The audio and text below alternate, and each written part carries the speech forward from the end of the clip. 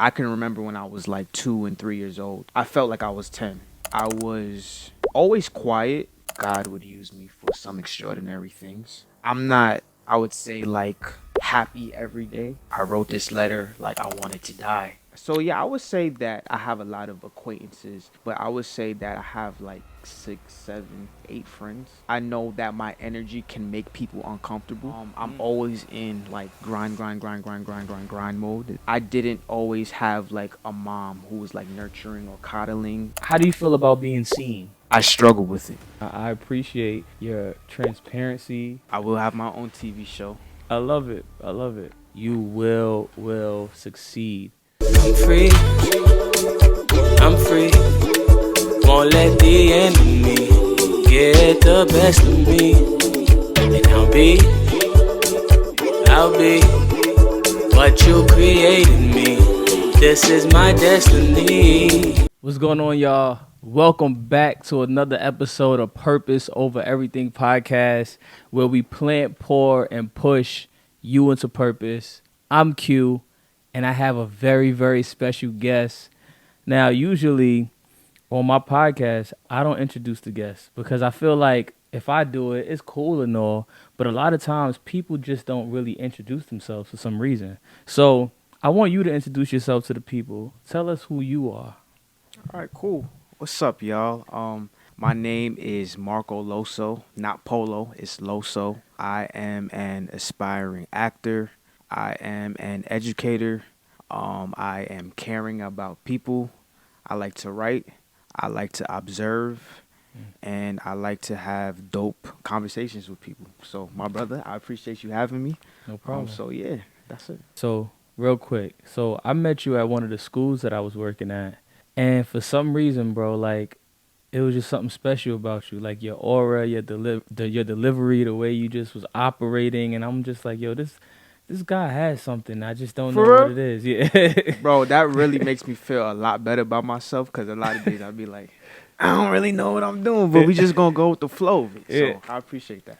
And I don't really see a lot of like black male educators all the time, and when I'm going into these schools. Yeah. So whenever I see black educators, I'm just like, yo, something's changing, something's right. You know what I mean? But I wanna get to the genesis of who you are. I want to start from the beginning, and then I want us to go into you being a writer and an actor and educator and all these other things. Okay. But let's start off with like the genesis, like the beginning. Like, how did all of this get started for you? That's a good question. I would say, well, taking it way back to almost 25 years ago. Okay. I originally lived in Southside Jamaica, Queens, Okay. for the first 4 years of my life, and then when I was about 4, turning 5, I moved to Elmont, Long Island, and I was there. I would say that I was always quiet. Like there was never a point in my life where I felt that I was like this extravagant, loud person who likes to talk all the time. Always knew myself to be pretty much introverted from the time that I was born. I always felt ahead. So like I can remember when I was like 2 and 3 years old. I felt like I was 10. I could even remember. I feel like I have glimpses of like being in my mom's stomach. I know it sounds crazy to some people, Okay. but I remember things pretty well. Things from the past I remember pretty well. And I always felt like I was ahead. Like I feel like I know what I'm doing. Like you didn't have to coddle me and take care of me. I kind of just knew what I was doing and stuff like that. So I always felt extremely introverted. And when I was a kid, I was bullied a lot. Like just a lot. And because I was silent, I feel like I had this innate ability to see and to observe. It's like a person who is blind. They can hear a little bit more. So like because I wasn't speaking, I was just always paying attention and I just felt like I was equipped to just see things.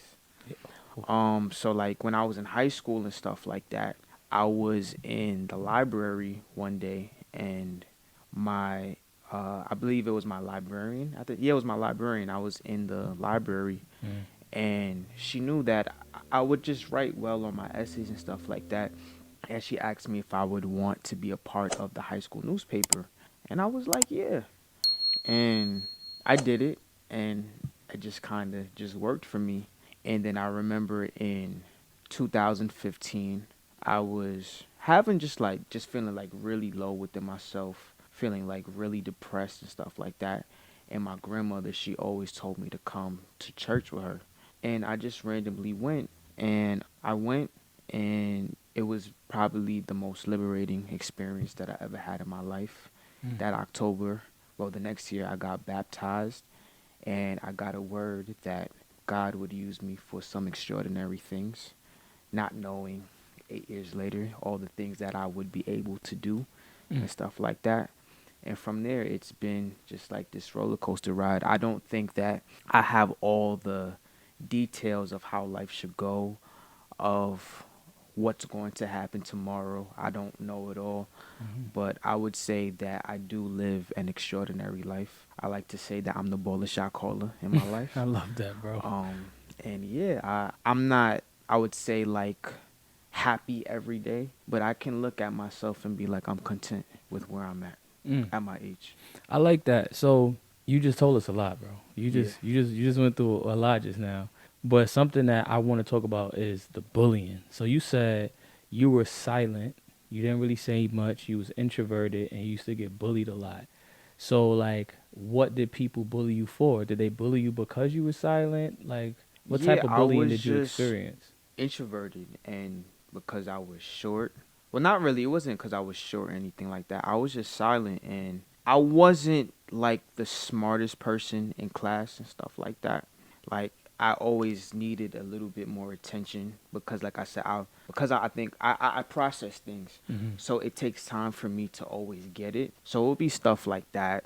I just never really felt like I fit in with people and things like that. So that's kind of like just how it started. How did you like handle it during that time? Because you seem like a very unique kid, right? You're seeing things. You have these visions. You are just very very different from everybody else. So like, how was you handling these type of challenges at that age? So at the time, I thought that I was handling it well, but looking back on it, I wasn't handling it well. So I didn't say anything really. Like, I would just be extremely passive aggressive. I didn't, like, always share what was going on at home because I grew up in, as I think I shared this with you. Mm-hmm. I have parents who was like, they rah rah. Mm-hmm. My pops is from Southside Jamaica, Queens. Mm-hmm. He Anybody talking to his son crazy, it's like, it's going down. Mm-hmm. So it's like I was always afraid to say something sometimes because, like, you could do something crazy to me, and it's like there's something in me that's very, like, empathetic Mm. towards people and also compassionate. So it's like even if something was to happen, I still didn't want people to get in trouble and stuff like that. So I remember when I was in 6th grade, I was just really feeling like crazy and defeated, and I wrote this letter like I wanted to die and Wow. stuff. And my teacher saw me like crying, and like I ripped up the letter and I threw it in the garbage can or whatever. Did they know And what was on the letter, or in the letter, or no? no, so when he picked it out, he like saw what I had wrote, and Mm. then they had a meeting with my parents and stuff like that, and that's kind of like how they found out that I was being bullied. But I never realized that I wasn't processing things in the right way. Even up until now, I don't think that I always process in the right way because I'm like the type of person, because I'm so passionate, and I could be the first person to, I'm a man, I could be like, I'm sensitive. Mm-hmm. I'm a sensitive Nah, me person. too, bro. I take things very seriously. I'm extremely like passionate, so words are very important to me. So it's like if you say something and you don't follow through, I take it seriously. And it's just like I know that in people's humanness things happen, but like that's just how I am or Mm-hmm. whatever. So because I was passive aggressive, I just never said anything. But as I'm growing and as I'm learning like, all right, you have to talk about what makes you uncomfortable, because if not, you're just gonna like bottle everything up and then you're gonna explode. Oh, that's good. As an introvert, right? If you're introverted and passionate, what does that look like? Because sometimes extroverted people are the ones that's front and center. They're the ones that's so passionate to people. They're the ones that everyone sees. So to be introverted and passionate at the same time, what does that look like for you? It can be a lot. For me, I think that I'm more sporadic. Like you might not hear me talk all the time, but when I do talk, I'm Mm. speaking from like that passion. So it's like it from an outsider looking in, I know that my energy can make people uncomfortable Mm. because I'm so like reserved, because I'm so like quiet, and then sometimes I start talking. They like, oh, who is this person? And then I go back in and I'm silent again, and they like, so it's like people are constantly trying to like figure me out. So I know that I can tend to make people what's going on, and it's like Yeah. because people can't always figure out what's going on. But I've gotten to a space where it's just like I can't please everybody. It's like either you're gonna get the energy or you're not gonna get the energy. I can't force people to understand like who I am or where Mm. I'm coming from all the time. So from an outsider looking in, I've become cognizant. Like, all right, I tend to I can throw people off or like maybe rub them the wrong way because I'm not something that people are often used to. Mm. But like internally, it's just like I said, I'm the ball the shot caller. So it's like, who's really telling me anything? And it might come across as like, I know sometimes I might come across as like cocky or arrogant, but that's just how I am. Like, I'm just like, who gonna check me or like who's gonna tell me? You know what I Yeah. mean? So it's just like I can't help it. So Yeah. yeah, You said that you're not like what everybody else is, right? Or something. yeah. I paraphrased it a little bit. So how is everybody else? When you say that you're not like how So wait, everyone did I else say? is. Because I want to make sure. Did I say that? Yeah, Yeah. yeah, yeah. So you basically said that you're not like how everyone else is. So How like everybody wants me to be. yeah. So Yeah. like how is everybody else? I What would do you say say? that like people are like more jovial and like, hey, how are you? Da da da. Hmm. Which is cool and fine. I love that, but that's not me. Like I'm just like, oh hey, what's up? How you doing? And I'm more like reserved and Hmm. chill and stuff like that. So again, back to what I was saying, I think that sometimes makes people uncomfortable because when people first want to get to know someone, they expect all of those things from someone. And for someone like me who isn't always doing that, it might throw that person off and stuff like that. Yeah. So, yeah. How are you with friends? Like Um, you have a small circle, big circle. I would say that I have a lot of acquaintances, but I've gotten to a point where I say that it takes me a lot for someone for me to just be like, oh, we're friends. You know what I Mm. mean? Like because those things are very important to me. So yeah, I would say that I have a lot of acquaintances, but I would say that I have like 6, 7, 8 friends that I Okay. would be like, Okay. yo, this is my friend. Yeah. Yeah. What's the difference between being humble and cocky? Humble is willing to make yourself less than, Okay. and cocky, I don't like to be.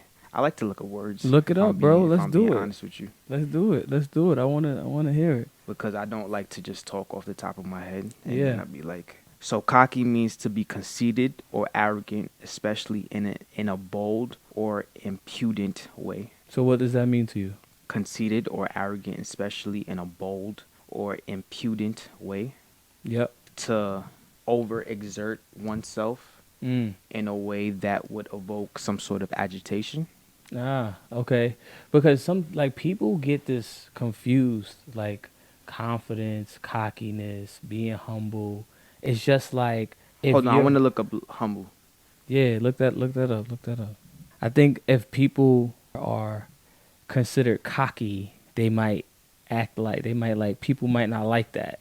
Yeah, so So humble is having or showing a modest or low estimate of one's own importance. so when you read that definition of being humble,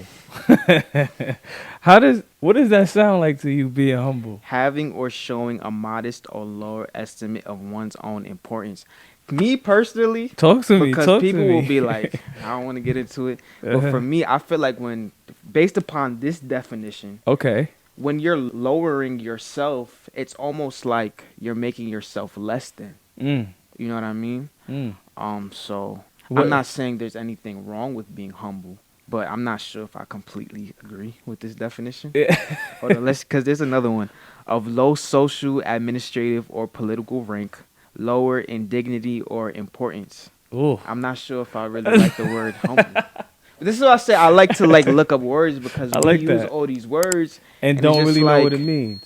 do we know what we're actually saying? That's why I was like, I didn't want to just jump off the top of my head. I want to actually like give you some, real stuff. So if you had to define yourself, look up confidence real quick. I want to see what it say for confidence. Feeling or showing confidence in oneself, self-assured. I feel like this matches me. Okay. And this is why I like to look this up, because there are moments where I don't always feel confident. But when I look at this definition, self-assured, I'm like, oh, I feel pretty like good within myself. So I guess this is what I am. So if you had to describe yourself out of those three, you would say that you're confident. I would say that I'm confident. But I would also say, hold on, let me go to humble. I can't even I can't lie. I can't even say that I have a modest or low estimate of one's own importance, because sometimes I'll be looking in the mirror like, bro, you the one, bro. So it's like I can say that, but I don't want to lie. Like, I'm not perfect in any way, shape, or form. I don't have it all together. But like, I think we all have insecurities and things that we need to work on and work through. And there are doubts that I have within myself, like, dag, like, can I really do this, or can I really be as great as that? But it doesn't define you. Yeah, I'm like, I it's don't just think a moment. I have like a modest or low. No, I don't have that. So tell me about that 10-year-old you, that 10-year-old introverted you that was bullied. Were you still that same confident person, or? I think that although I was like feeling low, I still had that feeling like I'm going to be the best within myself at whatever I do in life. So like early on, I was watching Disney Channel and I was like, that's going to be me. Early on, I was like, I'm going to be married. Early on, I was like, I'm going to be the best at whatever I put my mind to within myself. I don't care what's going on with everybody else. I just always had this like assurance, despite what's going on within me or around me. I always knew that I just had to be great. How did you build that muscle? Do you think it was natural? I feel like because of where I came from. So I didn't grow up in an environment that I appreciated. And I say that because I grew up in a household, like I said, that was hostile. I didn't always feel emotionally seen. I didn't always feel safe. And when I would look at other things, I would look at that and be like, all right, this is what I aspire to be. So, for example, I would watch The Fresh Prince of Bel-Air, or I would watch, what's the other show? The Cosby Show. Like 5, 6 years old, I've seen every episode. And I would be like, I can do that. So it was the things that you watched. It wasn't the environment that you was in that was building you up. It was the environment that you was creating for yourself. Yeah, like because I was like so introverted and I felt shunned and I felt neglected and no one was really paying attention to me. I was creating all these images in my head. Yo, that's different, because usually when people are experiencing what you're saying right now, they kind of like shut down. They're to themselves. They start feeling low about themselves. And all of those things were there, but they don't. But have I just that always thing, I had a brighter side to it. Yeah, a lot of people have a hard time finding what you found in that state of mind. So I'm just like, wow, like the fact that you were able to still find that hope and that happiness and that confidence even in your low state. That's a big thing, man. Thank you. I appreciate that. So you're in this environment that is opposite of what you are feeling. A contradiction. Right? It's a contradiction. What are you doing to say, I'm going to be in Disney, I'm going to do that? Are you physically creating goals for yourself? Are you doing something? No, and that's the crazy part. I wasn't doing those things. That's why I said I believe in this amazing grace, because I never knew how it was going to happen or become. I just was going through the motions of life, almost to the point where I thought that yelling and screaming like that's all I knew. So like when I stepped into the real world, I was like really aggressive, and like I would be like just unkind in how I would say things and stuff like that. So I never really knew. It was when I went away to college. No, I'll say this. I was a part of this organization called the Young Life that I joined when I was like 16, 17 years old. It was this Christian-based organization, but the way that they introduced God to people was so unique and so unorthodox. Mm. You heard people talking about being sexually violated. This one person talked about being impregnated by her father. Whoa. People were just chilling, dressed down, regular partying, having fun, but they would have like these deep Bible studies about Jesus. Wow. And that's where I really was just like, oh snap, I can live. I can really live. And then when I went to college, I started seeing different people and different lifestyles and different walks of life, and I just went with it. What was your first job that you ever had? My first job. I've been had a few jobs. First job.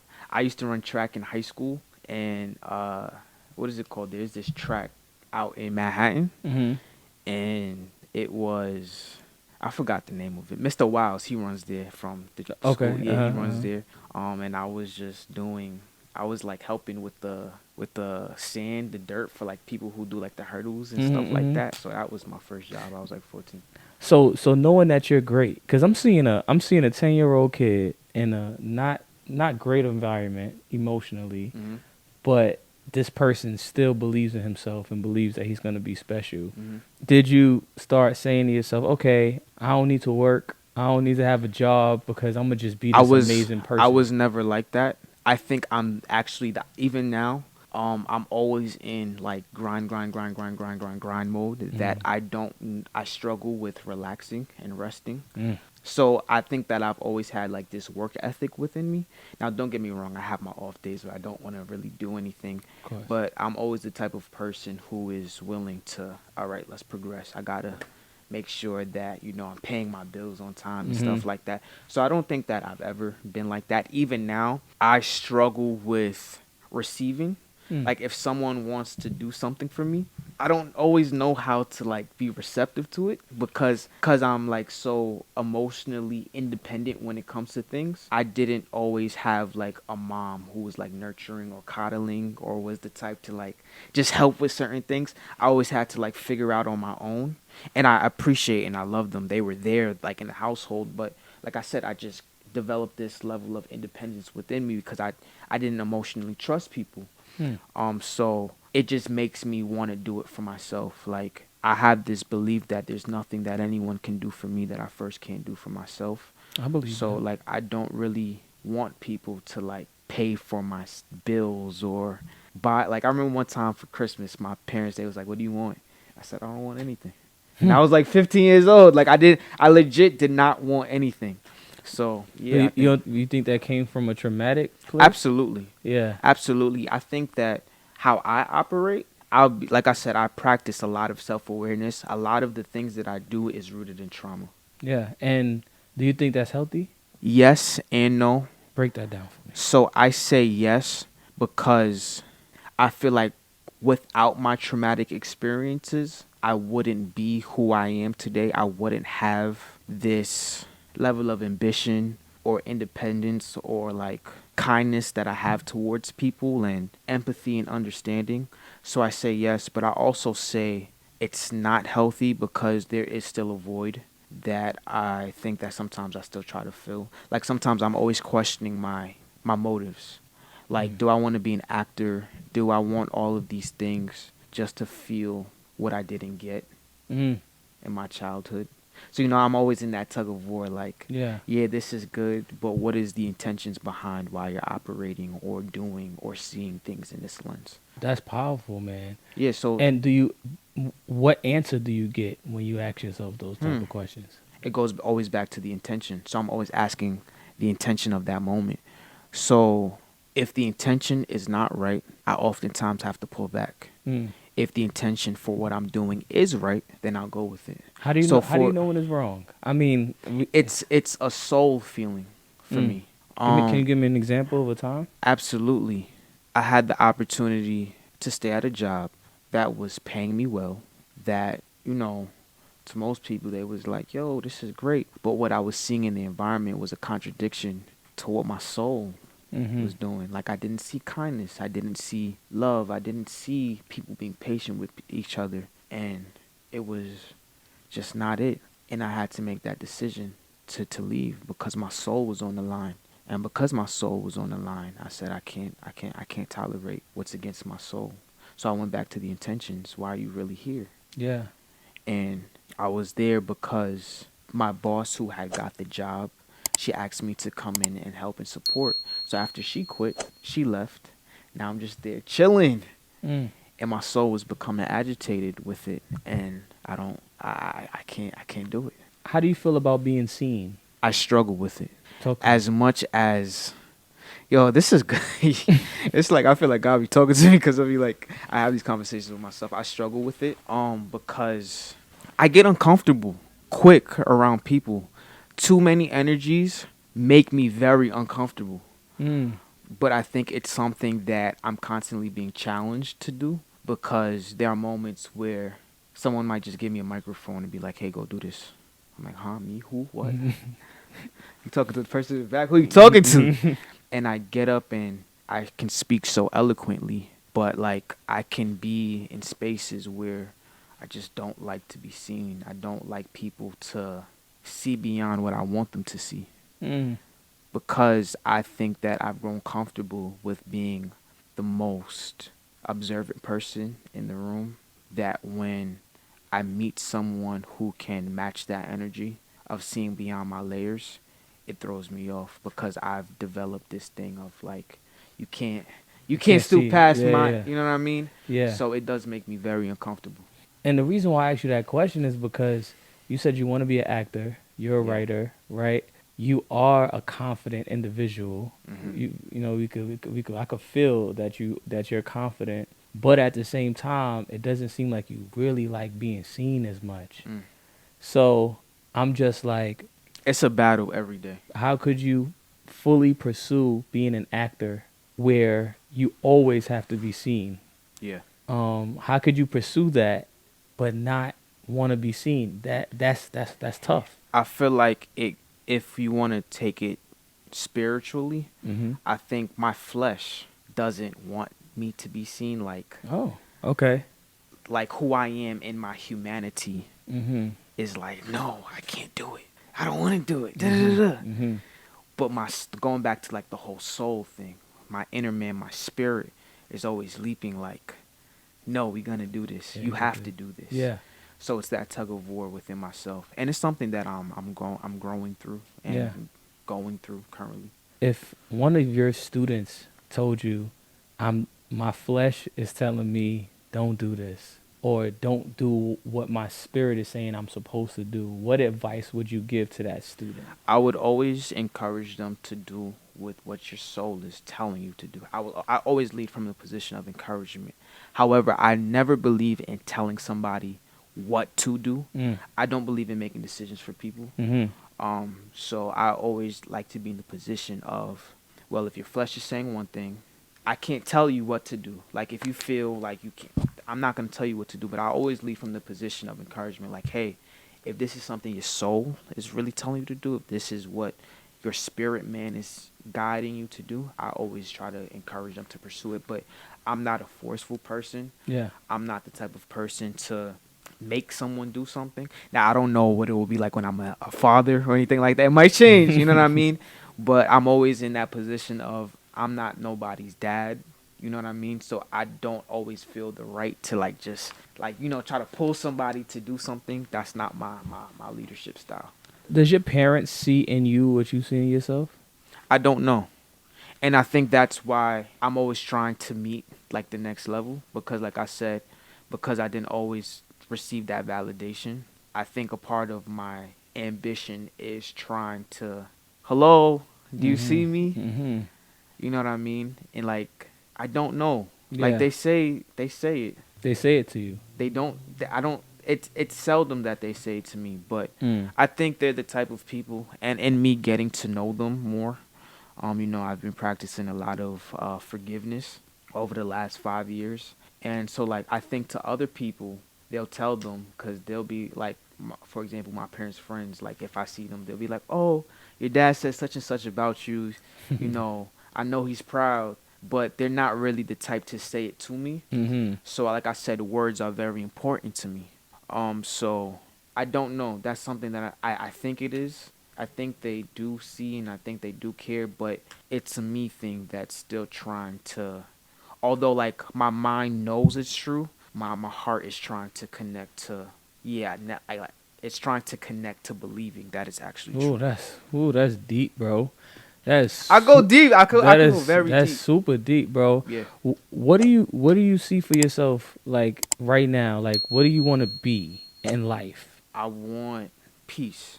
I have to look up what peace is Let's because I look up the don't want. definition, bro. You're gonna have to have. I'm gonna start looking up definitions on this I'm telling you, podcast, bro. please, because I need to freedom from disturbance. Woo. Let's look up the Bible definition because I like to look up the biblical definition of things too. Let's go. I like this. This is dope. The result of right relationships with God, one another, and with creation. Mm. Hold on, let me. And I appreciate you asking all these questions because I really enjoy conversations like this. That's dope, bro. In a general sense of state of quiet or tranquility, freedom from disturbance or agitation, applicable to society, to individuals, or to the temper of the mind. You know that sounds like your introverted self. You know that definition sounds like you just in your silent place I with know. no distractions, just being whoever it is you need to be. But like Yeah, that's what it sounds like. I really want peace. And I struggle with peace because my mind is always going. On I'm what? always, did I make a mistake? Did I do the right thing? Am I honoring myself in the right way? Mm. Am I pleasing God? Am I pleasing my parents? Am I pleasing myself? Mm. I'm always going, and I don't know how to stop sometimes. Like I'm hyper aware, I'm seeing everything, I'm hearing so much, inwardly and externally. Like so, that's really what I want now. Is just peace. How do you think you get that? For me, I think I've developed positive coping mechanisms. One of the things is journaling. Okay. The reason why I think that I have this deep level of self-awareness is because I write a lot. Mm. I journal even some of the most horrendous things that I'm like, oh my gosh, I hope nobody see this. I'm like, I need to burn these journals before I talk about. I might want to go to the grave. You know what I mean? So like, I journal. I do a lot of breathing, and I turn up, bro. Like, What you mean by turn up? bro, I be outside. Like, I like to party. I was an unruly Jamaican badman in my past life. Okay. I think my more extroverted side comes out when you give me a microphone and you want me to be a hype man or DJ. Mm-hmm. I will have your party lit. Yeah. Like that's what I feel like gives me like peace. Mm-hmm. If talk like this, stuff like this gives me peace. So yeah, that's how I really go through it. Where does God play in all of this? Where does he play in it? And in this peace walk this peace journey that you're on. It's funny that you asked that because someone asked me a question. When are you your happiest? And my response was when I'm talking to God. And I feel like when I'm doing all of the things that are in alignment with my soul, journaling, meditating, being a hype man for people. Mm-hmm. I will have your party. Like, like playing, like, I feel like that's when God is like, well done. Yeah, you feel like that's when you're in your element. I'm in my element. Like, never in a million years did I think I could teach children how to act. Mm. And it's in those spaces where I'm just like, I feel you, God. Mm-hmm. I'm sensing you. Like, that's where I feel like God is intertwined in it. But two, I'm also bringing it back to God. God, is this who you want me to be in this moment? Am I out of order? Is there something in my character that's not in alignment with you? Was I kind? Was I humble? Was I respectful towards that person? Did I show empathy? Did I show compassion? Was I patient? Was I not boastful? Was I not loud? Did I trust? Did I protect? Did I forgive? Mm-hmm. Did I show no record of wrong? These are the questions I'm always asking myself. You know what I mean? So How often does God answer you? quick. It's not like through a prophetic word, as sometimes people want it to be. For me, God is always speaking quickly through maybe a conversation. through an example in someone else that I see. Sometimes it's through a movie. Sometimes it's through a conversation that I'm paying attention to with other people. So it's usually quick. It's usually right in front of me, but it's up to me to really discover because it says seek and you shall find. Mm-hmm. So I'm always in a position of trying to seek. Like I even sometimes stop myself and like, wait, am I listening? And I'm committed to something called. I don't ask the question, why is this happening? But I ask the question, what is this trying to teach me? I like that. And when I get to a position of what is this teaching me about me, I get the answer quick. Mm. Yeah. You said something about you was talking about how like you kind of like see things, Yeah. and like talk a little bit more about that gift that you have. Seeing, I see well. I see the good in people. I Mm. see the bad in people. I see the things that people wouldn't expect me to see. Mm. And sometimes I do believe it's for me to pray about. Okay. Sometimes it's I feel like for me to affirm someone in. So for example, if I can see that someone is just really down or insecure, sometimes I'll intentionally go up to them and be like, "Yo, bro, sis, yo, you the bomb.com right now, right?" Mm-hmm. That's dope. And I do that because I can see that something isn't there. I would say that when I was a lot younger, I used to be a little out of order. Because I could see so much, I would say everything that I would. I was about to ask you that. Yeah, so I think that as I've grown and developed, I'm a little bit more cognizant and mindful of my approach to things. But yeah, it's not something that I always enjoy because sometimes I might see something that I feel like I'm not able to handle. Mm. You know what I mean? But I realize that the more self-aware that I become within myself, the more that I'm able to see other people. Because if we would like to admit it or not, we're more alike to one another than we are different. But Yeah. because we've been taught to hide and put up this mask and this wall, we walk around, with a nice smile, Mm-hmm. the clothes and stuff like that. And it's like, nah, it shouldn't be like that. So, Yeah. So when it comes to this ability to see and to I'm gonna say read people, yeah. how many times did you like kind of mess up? Like you was out of order with it. Like you saw something. My younger years, I was very out of order. Give me like give me like an example. It's cringe. Like one time I was praying for a group of people, and because I could see things, I spoke to someone being raped out loud. Oh. But I was young, so I didn't know any better. You know what I mean? So, but it's like lessons like that that I've spoken like. It takes you going through something to be like, all right, that wasn't although your intentions were well, Mm-hmm. how did that person feel in that moment? Because although you could see that, what if that was a truth that that person never revealed before? Wow. Man, just listening to you talk, bro, you have a lot of wisdom. And you're 25, 24, 25? Turning 25 in October. Do you have any mentors or coaches or people? Yeah, I would say that. So I'm not in a space where I'm like, oh my gosh, this particular person is like my go-to person. But I'm always in the position of listening to legitimately everybody. And there are people who I go to in confidence, or if I have a challenge that I might reach out to. But I don't really like to put like, oh my gosh, that's my person. Mm-hmm. I just listen to everybody. I don't care if you're the worst person on the world from the greatest person in the world. I don't care if you're a murderer from Mother Teresa. I don't care if you're a homosexual. I don't care whoever you are. I'm always willing to listen. Now I don't agree with everything, but I'm always listening to everybody who talks. I pay attention to how they articulate themselves. Mm. I pay attention to their tonality. I pay attention to their body language and how people speak. So I think in me just staying committed to listening and learning and observing, I think that it has evoked a lot of wisdom within me. And then I also think it's me being knocked off my high horse. Mm. Like, I was the type of person who went into things like, I know this is how this is going to turn out. I know how this is going to be. I see the destiny ahead. And then when life would knock me off my high horse, I had to be like, oh snap. So I just think it's me falling and then me just listening and, just me just paying attention. That's what really helps. If you had to change one thing in this world that we live in today, what would it be? Oh God. how we treat people.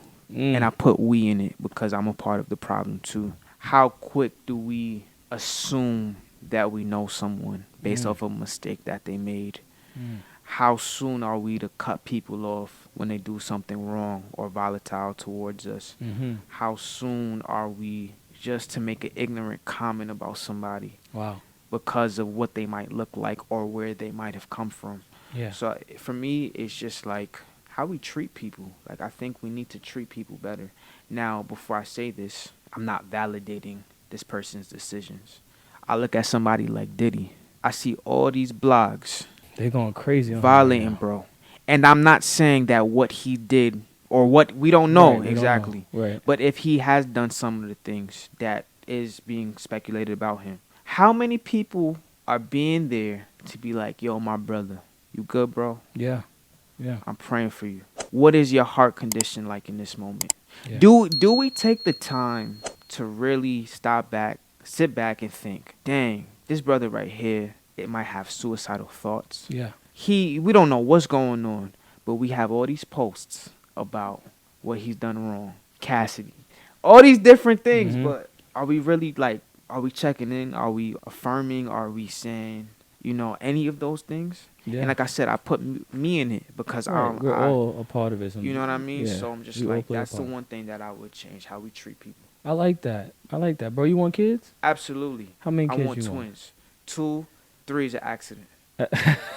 3 is an accident. I already got it figured out. So twins, boy, girl, girl, girl, boy, boy. Boy and girl. Why? Why twins? Why boy, girl, twins? So originally I wanted 2 boys, but I feel like I would be a great dad to a little girl. Mm. And then like I just want another Marco.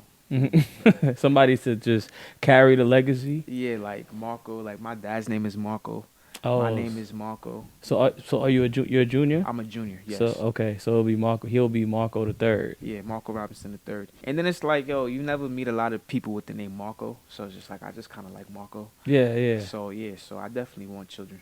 Nah, that's cool. How about marriage? Oh, absolutely. For me, within the next 3 to 4 years. So tell me, why is marriage important? Because it has to be important. Because I never saw stability. Like I always wanted parents who were like on one accord Mm. and were nurturing towards one another, and I just never saw that connectedness Mm. between my parents, and that's something that I always want. Like I want to be with someone who I genuinely feel connected to, that when my children look at us, they could be like, Dad, like my parents, they love each other Mhm. tremendously. That's good. So yeah, that's very important for me. With somebody like you with all of this wisdom, what are you doing right now to become that husband, to become that father? What does that look like for you in your life? So like with my girlfriend right now, I'm always checking my intentions. Like, how do I communicate? Can I communicate better? And vice versa. She Mhm. does the same thing too. Like, how are we communicating with each other? Are we good role models? I'm always looking at different podcasts. I don't know if you're familiar with Kadeen and Deval Ellis. Yeah, I know who they are, yes. Yeah, so I watch them because they're like my mentors from afar. Mm-hmm. I pay attention to them and stuff like that. I'm also, this year, I want to start couples counseling, and then I also want to do counseling for myself, Mm. by myself. Yeah. Because as self-aware as I am, I still am cognizant that there's still a lot of deep work that I have to do. I'm looking into cognitive therapy because I've gotten self-aware. It's like you kind of know why you act and do the same things that you do, but it's like, all right, how do I progress and now, changing how I do something and stuff like that. I have a perfect example of it. So there was a Black History script play that we did at the school, Mm-hmm. and we were in the meeting for it, and so there was a student who was playing Ruby Bridges, and the teacher, they was like, well, who's playing Ruby Bridges? They didn't say it in a bad way or anything like that. I felt myself like breaking down in that moment. I froze, and like I stopped before I answered the question. And it's like I knew that he didn't mean it in a bad way. He literally was like, yo, who's playing such and such? But I grew up in a household where questions were asked in a way from a position of manipulation or to make you look bad. So in that moment, my mind was telling me that he's asking me this question to downplay me or make me look stupid or crazy. Wow. Wow. So it's Wow. like my body is like, That's I'm deep. hyperventilating and I'm freezing and I'm like, oh snap, there's still trauma that I need to work through and 'Cause he was just process. asking you a question. Asking me a question. That is how important do you think? Because a lot of people feel like they don't need therapy. You'll hear people say, "I don't need therapy. I'm okay. I don't need that type of help. Like I could fix myself." Why is it so important to you? I think that if little things make you tick, if you're constantly in a position of, I don't do this because that person got on my nerves, Mm-hmm. I'm this way because mama didn't tell me something. And these are just every like small stuff that we be Mm-hmm. complaining about. Such and such got on my nerves, so I'm not talking to them. I think you need some sort of therapy. Like, Yeah. why is that agitating you in the way that it's agitating you? Why do the little things frustrate you? Why are you so rah-rah or for anything? Why are you ready to go crazy on somebody or for anything? So it's like, I feel like if people are ticking off of those little things, it's like you gotta like just process. And I don't think that people necessarily need therapy to fix something. I think that therapy or counseling is very important because it just helps you to become more of a self-aware person. Yeah. Like, I don't think something has to be wrong with you for you to want to pursue therapy, for you to understand what's going on internally. So for those who might be like, I don't need therapy because there's nothing wrong, sure, that's fine. But I always encourage it just so that you can have understanding of who you are and why you do the things that you do. Yeah. No, that's good. Look, bro. You special, man. I mean, I always tell you this, but Thank but you, you bro. are I you're appreciate that. special, and I appreciate your transparency, your vulnerability. You know what I mean, your honesty, because a lot of us men we don't really express ourselves in the way that we should because of however society makes us feel we need to Mm. be. So I appreciate that. I'm gonna ask you one more question, and it's a quote that I'm just thinking about in my head. And the quote says, "Without vision, men perish." What does that mean to you? Without vision, men perish. When you don't know where you're going, you become stagnant, and in your stagnancy, you stop growing, and because there's a lack of growth, you die. Bro, I think I can't even ask you anything else after that, bro. That was I could do. I love stuff like this, so we can that talk all that was day. that was amazing, bro. So, just tell us, like, do you have anything that's coming up? Is there anything that you're pursuing, that you're doing, that you want the people to know? Like, Yeah. So in 3 years, mark my words, I will be on Power.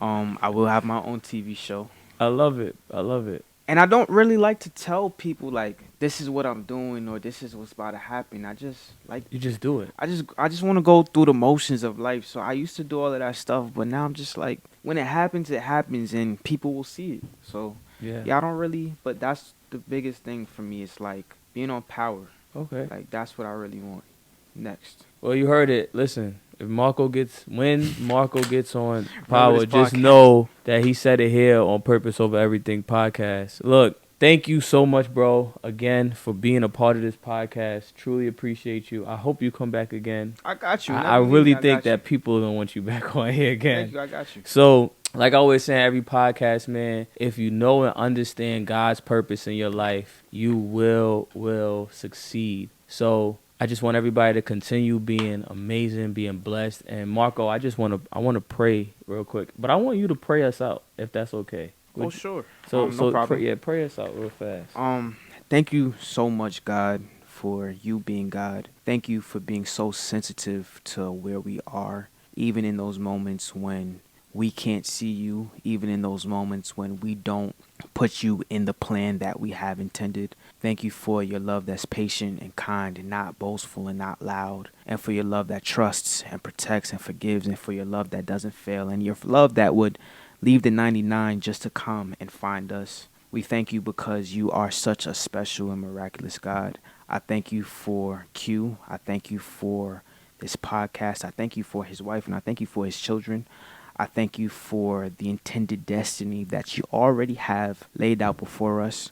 I thank you that you've already given us the momentum and the ability to just walk through and to be everything that you've called us to be. I pray for anybody who's watching this, anyone who might be going through any sort of trauma, challenges, things that they feel uncomfortable to articulate to the rest of the world. Father, I pray that wherever they are, I pray that you would meet them right where they are, and I pray that you would give them the strength and the guidance and the wisdom that they need to move forward.